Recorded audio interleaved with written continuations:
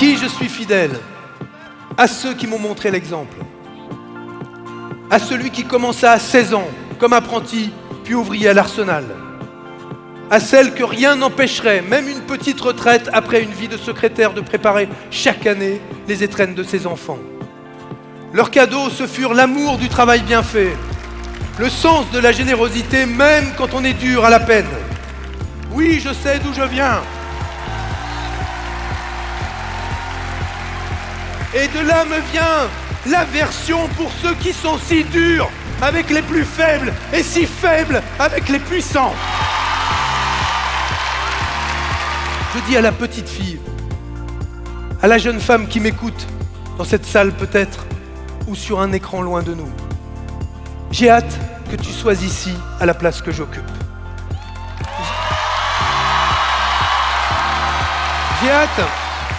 J'ai hâte que tu sois ici à la place que j'occupe, mais tu me pardonneras de retarder de 5 ans le moment où la France aura une présidente de la République. Je serai donc un président féministe. Et je mettrai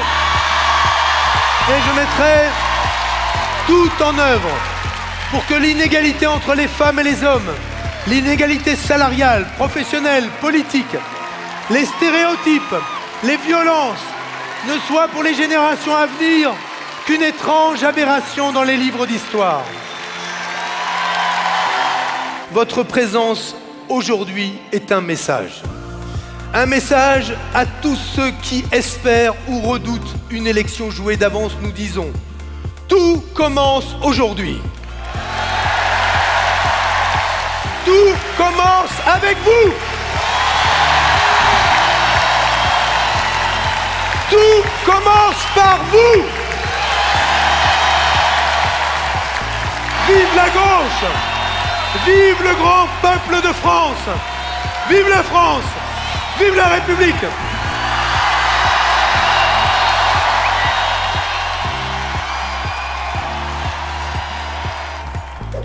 Nous sommes à 34 jours du premier tour de l'élection présidentielle et pour la première fois, les 5 principaux candidats ont accepté de débattre entre eux. Plutôt que de répondre à la question de savoir quel président je serai, je voudrais m'adresser à vous et vous poser cette question. Quel peuple voulons-nous être ? Quel peuple voulons-nous être le 7 mai au soir? Belliqueux ou fraternel? Soucieux du monde que nous laisserons à nos enfants ou obsédés par les profits de court terme? Quelle république voulons-nous? Bienveillante à l'égard de ses aînés, solidaire à l'égard des plus modestes ou autoritaire? Quel message voulons-nous adresser au monde? La paix et la coopération ou la concurrence et le nationalisme? Pour qu'il y ait la paix à l'école, encore faut-il ne pas la prendre en otage d'un débat politique assez nauséabond, comme Madame Le Pen vient de l'illustrer à travers l'enseignement des langues d'origine à l'éducation nationale. Je commencerai par rétablir la police de proximité. Depuis des années, nous voyons que la disparition de cette police dans les territoires où les personnes les plus vulnérables ont le besoin d'être les plus protégées, là où elles sont le plus en insécurité, elles n'ont pas le droit à la police près de chez elles. Ma priorité, elle ne sera pas de baisser la majorité pénale à 16 ans. On a bien compris qu'il y avait là d'abord un symbole politique. Mais elle est de faire en sorte que demain, nous puissions avoir une justice qui permette à ceux qui ont été punis d'être moins dangereux au terme de la peine qu'avant d'être entrés en prison. Et moi, je considère aujourd'hui qu'il faut d'abord investir dans la transition énergétique, c'est-à-dire dans les énergies renouvelables, ce qui nous offrira la souveraineté, l'indépendance énergétique et de surcroît davantage de sécurité. Nous avons pris l'habitude depuis trop longtemps de nous rendre aux urnes pour voter contre, pour voter par dépit, par déprime, par défaut, par élimination. Je vous propose de voter pour, mes chères concitoyennes, mes chers concitoyens, de voter pour un futur désirable.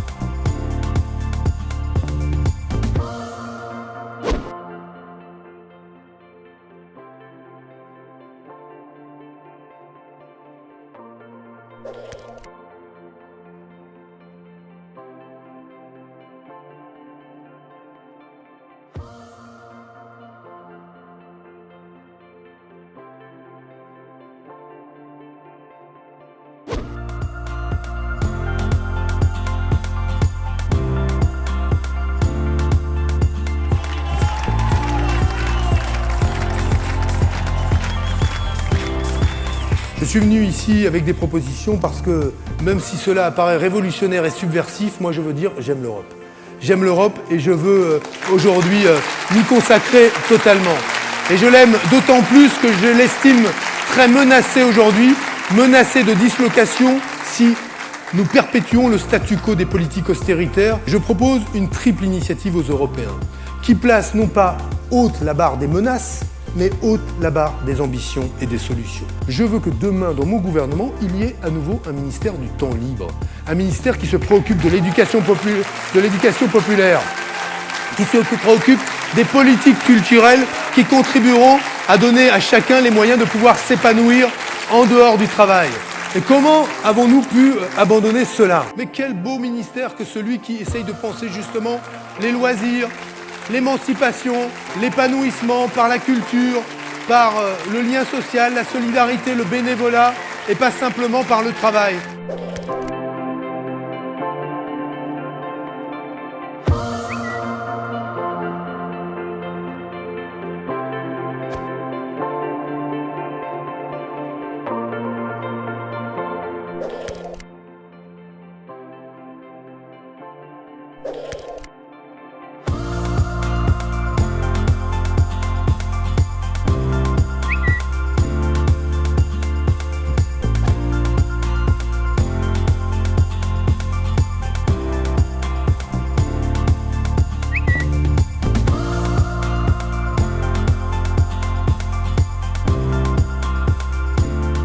Nous devons dire aux Français pourquoi il y a urgence à augmenter dès 2018 le budget de la défense de la France. La future loi de programmation portera en 2022 à 2% du PIB l'effort de défense de la France.